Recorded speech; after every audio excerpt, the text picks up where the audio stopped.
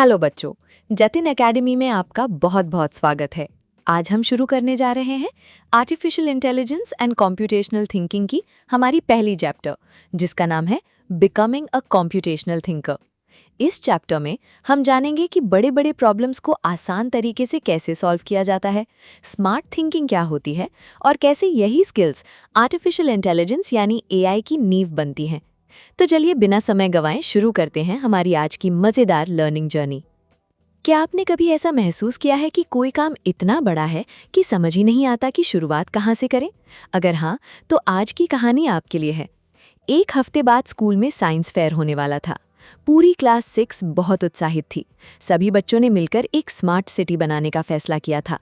आरफ smart traffic lights बनाना चाहता था, Meera solar homes, Kabir smart hospital और जोया एक रोबोट हेल्पर बनाना चाहती थी।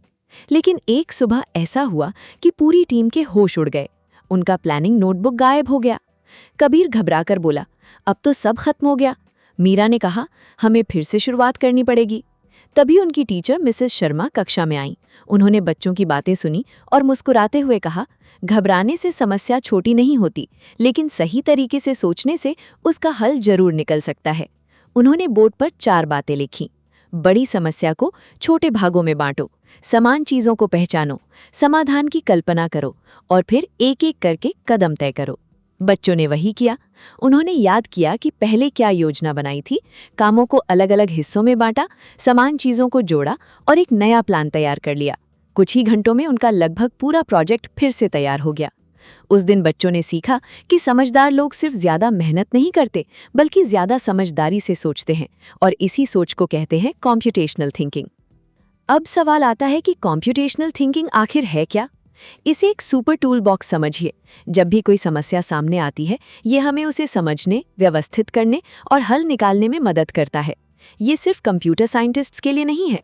डॉक्टर इसका उपयोग बीमारी पहचानने में करते हैं, इंजीनियर पुल बनाने में करते हैं, शिक्षक पढ़ाई की योजना बनाने में करते हैं और छात्र परीक्षा की तैयारी में भी इसका उपयोग करते हैं।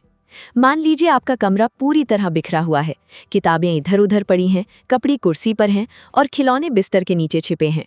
ऐसा लगता है जैसे कमरा साफ करना किसी फाइनल बॉस को हराने जैसा मिशन हो। लेकिन अगर आप एक-एक काम करें, पहले किताबें रखें, फिर कपड़े व्यवस्थित करें, फिर खिलौने उठाएं, तो काम आसान हो जाता है। यही कॉम्प्यूटेशनल थिंकिंग का जादू है। कॉम्प्यूटेशनल थिंकिंग की 4 सुपर पावर होती हैं। पहली है डीकॉम्पोजिशन। डीकॉम्पोजिशन का मतलब है बड़ी समस्या को छोटे-छोटे हिस्सों में तोड़ देना। मान लीजिए आपको फैमिली वेकेशन प्लान करनी है। अगर आप सिर्फ ये सोचते रहेंगे कि पूरी ट्रिप कैसे होगी, तो सिर घूम सकता है। लेकिन अगर कामों को बांट दें, जैसे जगह चुनना, बजट बनाना, टिकट बुक करना, होटल बुक करना और सामान पैक करना, तो सब आसान हो जाता है। वैसे अगर पैकिंग की जिम्मेदारी पापा को दे दी जाए, तो कभी-कभी टूथब्रश घर पर और चार्जर सूटकेस में ही रह जाता है। दूसरी सुपर पावर है पैटर्न रिकॉग्निशन। पैटर्न्स यानी ऐसे नियम जो बार बार दिखाई देते हैं। जरा ये संख्या देखिए, 2, 5, 11, 23। क्या आप अगली संख्या बता सकते हैं? अगर ध्यान से देखें तो हर संख्या को 2 से गुणा करके 1 जोड़ा गया है, इसलिए अगली संख्या होगी 47। पैटर्न सिर्फ गणित में नहीं होते, घोंगे के खोल में, मधुमक्खी के छत्ते में, बर्फ के टुकड़ों में और मौसम के बदलाव में भी पैटर्न्स दिखाई देते हैं। वैज्ञानिक भी मौसम के पैटर्न्स का अध्ययन करके तूफानों का अनुमान लगाते हैं। तीसरी सुपर पावर है एब्स्ट्रैक्ट थिंकिंग। ये हमारे दिमाग की कल्पना करने की क्षमता है। मान लीजिए आपके हाथ में एक डाइस है और ऊपर की तरफ 5 दिखाई दे रहा है। आप दूसरी तरफ का नंबर नहीं देख सकते, लेकिन अगर आपको नियम पता हो कि सामने वाली दोनों संख्याओं का योग 7 होता है, तो आप तुरंत बता सकते हैं कि दूसरी तरफ 2 होगा। यानी बिना देखे भी दिमाग में चीज़ों की तस्वीरें बनाना ही एब्स्ट्रैक्ट थिंकिंग है।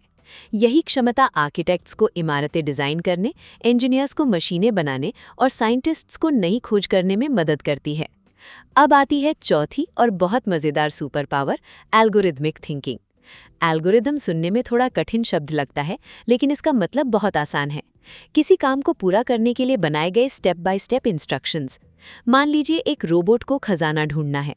उसे कहा गया 3 कदम आगे बढ़ो, फिर दाईं ओर मुड़ो, फिर 2 कदम आगे बढ़ो और खजाना उठा लो। अगर रोबोट एक भी कदम भूल जाए तो वो खजाने की जगह शायद दीवार से जाकर टकरा जाए। यही कारण है कि सही क्रम में दिए गए निर्देश बहुत महत्वपूर्ण होते हैं। अब सोचिए, आर्टिफिशियल इंटेलिजेंस यानी एआई भी तो इसी तरह काम करती है। जब YouTube आपको कोई नया वीडियो सुझाता है तो वो आपके देखने के पैटर्न्स को पहचानता है। जब कोई नेविगेशन ऐप आपको सबसे अच्छा रास्ता बताती है तो वो कई रास्तों की तुलना करती है और सबसे अच्छा विकल्प चुनती है। यानी एआई जादू नहीं करती, वो कॉम्प्यूटेशनल थिंकिंग का उपयोग करती है। अब एक छोटा सा मज़ेदार प्रयोग करते हैं। अपने 5 दोस्तों से पूछिए कि उनका पसंदीदा विषय कौन सा है। किसी को साइंस पसंद होगी, किसी को मैथ्स और किसी को ड्राइंग। फिर देखिए कौन सा विषय सबसे ज़्यादा पसंद किया गया। उसके आधार पर अनुमान लगाइए कि नया छात्र कौन सा विषय पसंद कर सकता है। यही काम नेटफ्लिक्स, यूट्यूब और कई एआई सिस्टम्स भी करते हैं। वो लोगों की पसंद देखकर भविष्य का अनुमान लगाते हैं। अब दिमाग को थोड़ा चुनौती देते हैं। एक मेंढक 10 मीटर गहरे कुएं में है। वो हर दिन 3 मीटर ऊपर चढ़ता है, लेकिन रात को 2 मीटर नीचे फिसल जाता है। क्या आप बता सकते हैं कि वो कितने दिनों में बाहर निकलेगा? उत्तर है 8 दिन। अगर आपने सही उत्तर दिया तो आप सच में कॉम्प्यूटेशनल थिंकर बनते जा रहे हैं। तो दोस्तों, आज हमने सीखा कि कंप्यूटेशनल थिंकिंग सिर्फ कंप्यूटर्स के बारे में नहीं है। ये एक ऐसी सोच है जो हमें हर समस्या को समझदारी से हल करना सिखाती है। डीकॉम्पोजिशन हमें बड़ी समस्या को छोटे भागों में बांटना सिखाता है।